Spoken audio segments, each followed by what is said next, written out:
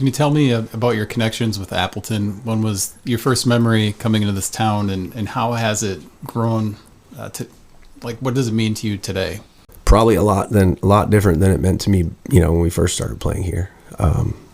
I think we first started playing here in a band called Harmony Riley, which was late 90s. I think we were doing Mill Creek Blues. Is that a club anymore? It's called the Bent Keg now. Okay. It's still a club, just a different one. Not a original music space. Or here and there. During Mile of Music it is. Okay. One-offs. Sure. What isn't? Yeah, I mean, we were doing that.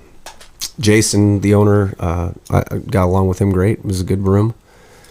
Always remember the police in Appleton were very strict about you having your van in that alley. So loadout was like tricky. You had to like time it and then go around a couple times. But then, seeing like the Wandering Sons were coming down into Rockford because Dan Dan's from Rockford but was living in Appleton.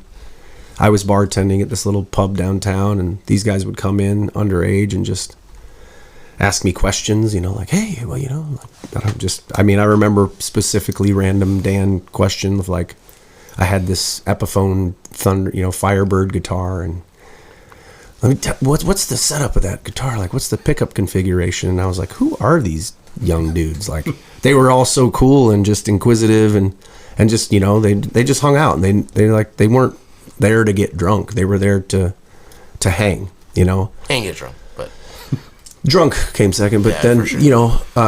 We ended up having this little space called the White Box, and one night we went back there, and Corey Chisel had written this song, and we recorded it just like, I think, 2 microphones, and we listened back. We're like, man, this guy, what's with this guy?